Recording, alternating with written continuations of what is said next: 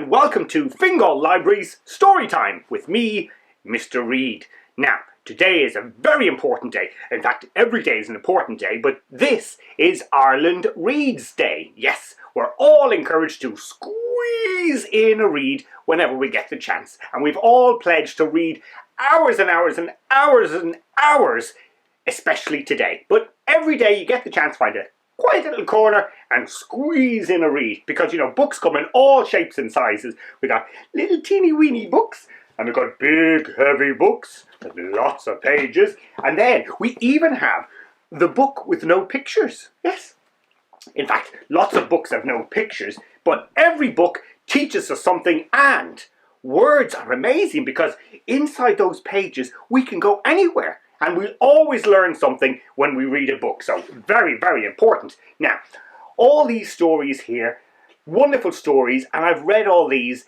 a few times. But I have received some other stories that I've never read before. And these are from kids just like you. So I'm going to read those for you today. And I hope you'll enjoy these stories as much as I enjoy reading them. The first story is called The Endless Pocket, and it's from Lauren Riley, who's aged 10. Oh yes, she's getting very old now. And the story goes like this. Hello, my name is Jess Patterson. One evening I was shopping for a new coat. The shop I walked into was unusual and a little mysterious. And the lady who worked there was very nice. She showed me lots of different styles and colours. It was hard for me to pick, but I eventually decided on a light blue coat with magnificent silver buttons. Sounds wonderful.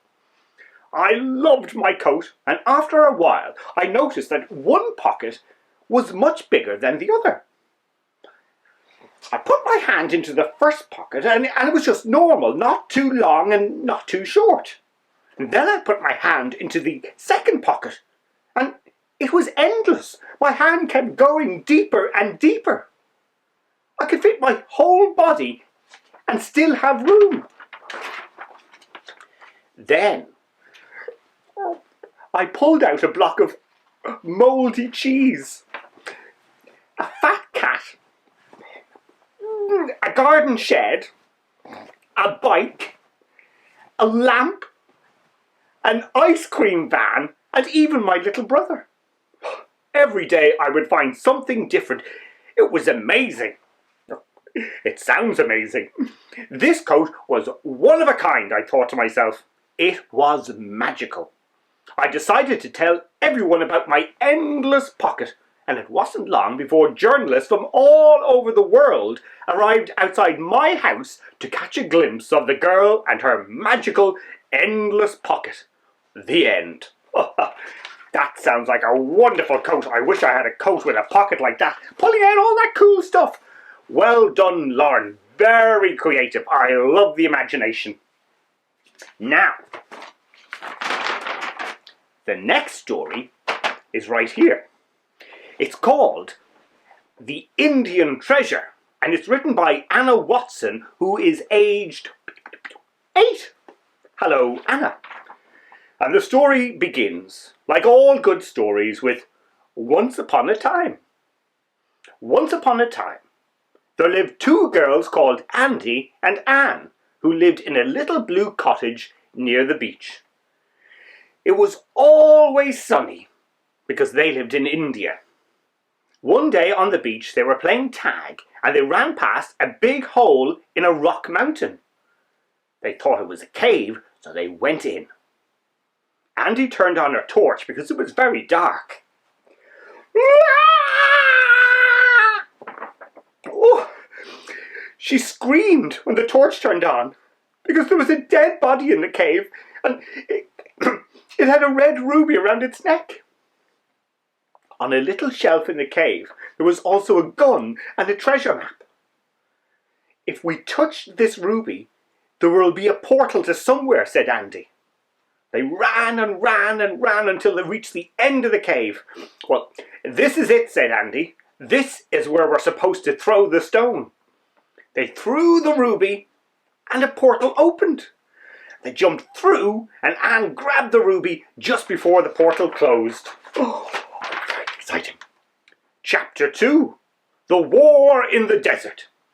Andy and Anne came out of the portal and hid behind a rock. There was a tribe of people fighting a war. The treasure is supposed to be hidden under a river, said Andy. She accidentally poked her head up from behind the rock. Uh-oh, and she was then caught by the chief of the tribe. The tribe tried to strangle Andy and Anne, but before you knew it, they jumped into the river and escaped. They swam deeper and deeper and deeper until at last they found the treasure. Anne threw the ruby and another portal popped up. The girls jumped through the portal carrying the ruby with them. 2 days later, they were rich from all the treasures and the ruby, and they lived, ladies and gentlemen, happily ever after. Of the end. Well done, Anna. What a terrific story. And I'm so glad Andy and Anne lived happily ever after. After all, that is the best way to live. Now, are you ready for another story? This story is called The Greenhouse Lizard, and it's written by Robin Watson, who's aged 10, just like Lauren. Once there lived a normal lizard in a normal, hot and stuffy greenhouse. Well, that was until a mad scientist came in and started testing the plants to see if his potion would keep the flies away. Bob, that was the lizard's name, thought he had to do something about this. It was making him and his other friends, Greg the Greenfly and Natasha the Spider, feel very sick. Bob's first step was to spy on the scientist for a few days to see how he used his potions. He started spying on the scientist and was amazed to see how many different potions the scientist had. They were all different colours. He had yellow and red and purple and blue, silver, even gold and rainbow. But what Bob was most amazed to see was that when the scientist mixed the rainbow potion with the purple and blue potion and put them on the vines started to curl. The scientist, though, he didn't notice this because he was bending over his notebook, scratching his bum and farting. When the scientist went home that night, Bob, Greg and Natasha climbed along spiky leaves and slippery stalks to get to the potions. When they had got them, they trekked back through the mini jungle back to Bob's house. Then Bob started mixing his potions together. It made a swirly colour and then turned grey.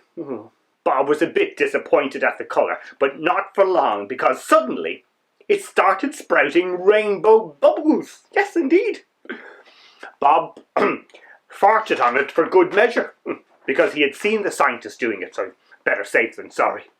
1 hour later, they were up on the vines and pouring the potions all over them, because they knew what would happen the next morning. In the morning, the scientist came into the greenhouse. Dun dun dun! He got a big surprise. All of the vines started wrapping around him. Suddenly, the vines threw him out of the greenhouse. Glass shattered everywhere, and the vines grew over the holes in the glass. Well, Bob and his friends, woohoo, started cheering. Natasha did a front flip, and Greg flew around in a loop-the-loop. They were delighted the scientist was gone. They wouldn't feel sick anymore and could go back to having a normal life without any mad, creepy scientist getting in the way. And they lived happily ever after too. What a terrific story, The Greenhouse Lizard. Well done, Robin. I love those stories, and I love reading stories written by kids. So if you've written a story and you'd like to share it with us, the address and all the details you'll find below. So get writing. And remember, in the meantime, whenever you get the chance, squeeze in a read, because you'll always end up on a wonderful adventure, and who knows where you'll end up. So until the next time, bye for now. Bye!